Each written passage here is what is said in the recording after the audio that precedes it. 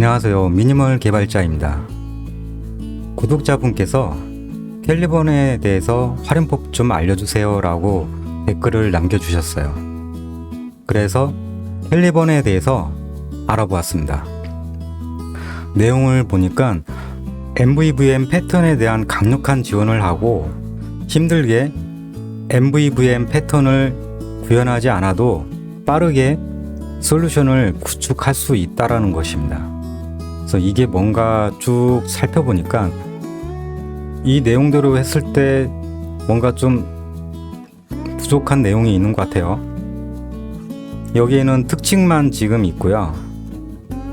실제적으로 내용을 보면 뭔가 소개를 하고 해줘야 될 것이 많은 것 같아요. 그래서 제가 미리 살펴보고 지금부터 소개를 할게요. 일단 제일 먼저 캘리번 마이크로 라이브러리를 설치를 해줘야 돼요. 도구에 누게 패키지 관련해서 솔루션 클릭을 하게 되면 여기서 캘리번이라고 캘리번 검색을 하게 되면 두 개가 항목이 나올 거예요. 이거를 설치를 해주시면 돼요.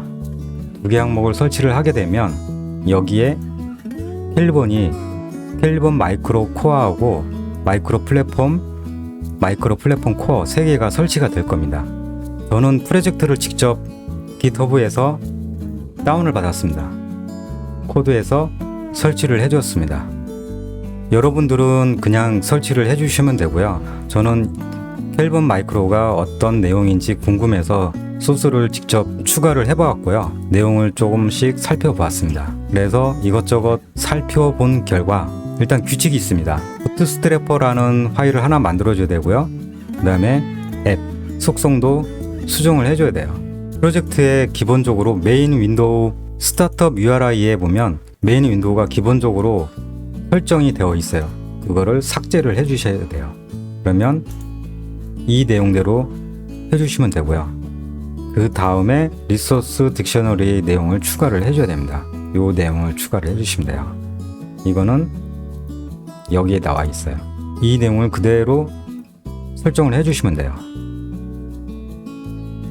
그 다음에 부트스트래퍼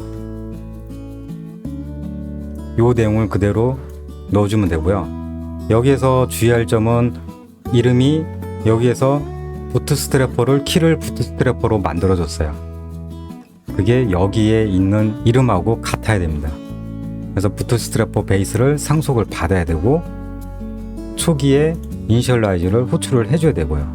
그 다음에 요거를 on 스타트업을 요 내용을 추가를 해줘야 됩니다. 여기서 주의할 점은 테스트 뷰 모델이라고 되어 있는 이 부분이 뷰 모델스의 이 이름하고 같아야 됩니다. 이 이름입니다. 이 클래스 명하고 같아야 됩니다. 그 다음에 주의할 점이 있어요.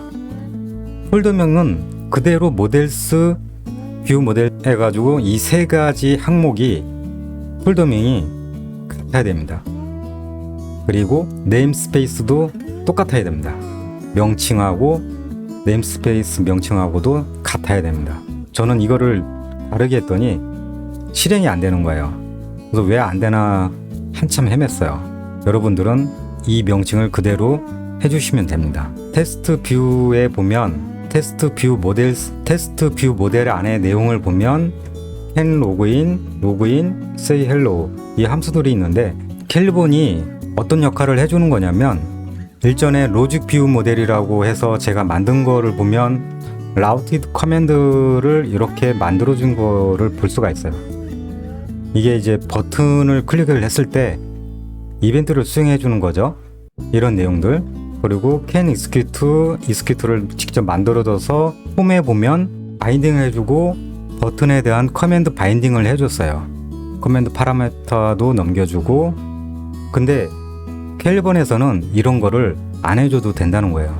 그러면 어떻게 하면 이게 왜 되는 건가 살펴보니까 캘리번에서는 name이라고 되어 있는 이 명칭 이름하고 테스트 뷰 모델의 안에 들어있는 클래스에서 이 명칭의 함수들에 있는 명칭하고 같으면 명칭만 같게 해준다 그러면 캘리번이 알아서 해준다는 겁니다.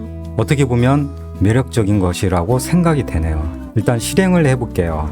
제일 위에 있는 항목이 아이디고, 그 다음에 패스워드, 그 다음에 로그인 버튼, 그 다음에 클릭 미 버튼이 있어요. 현재에서는 로그인 버튼이 비활성화되어 있죠. 저는 아무것도 해준 게 없는데 캘리본이 알아서 해주는 거예요. 자, 여기에서 아이디라고 입력을 하고 PASS라고 입력을 했을 때 로그인이 활성화가 되어 있죠. 지금 보시면 로그인이 비활성화되어 있고, 다시 이거를 아이디하고 패스워드가 입력이 되어 있을 때, 이 두 조건이 만족했을 때 로그인 버튼이 활성화가 되어 있는 거예요. 그리고 Say Hello가 클릭미라고 되어 있죠. 이 버튼을 클릭을 하게 되면 Say Hello라는 것이 메시지 박스가 출력이 되고요. 캘리본은 명칭만 같으면 함수들의 명칭과 버튼의 이름하고 같으면 된다라는 거예요. 버튼의 조건은 여기에 로그인 명칭하고 앞에다가 CAN만 붙여주시면 돼요. 그러면 조건을 알아서 만들어줍니다. 많은 것을 살펴보지는 않았지만 캘리본이 상당히 편리하다고 생각이 됩니다. 왜 편리하냐면 이런 것들을 예전에는 이런 것들을 다 만들어줬지만 캘리본에서는 이런 것들이 다 필요가 없다라는 거예요. 그리고 엑스클론 네임하고 유저 네임 요것만 해주면 알아서 바인딩을 해준다는 거예요. 단 조건은 이 명칭의 이름하고 뷰 모델에 있는 명칭하고 같아야 된다는 거예요. 버튼의 명칭이 로그인이었다 그러면 여기에서도 함수가 로그인으로 만들어줘야 된다는 거.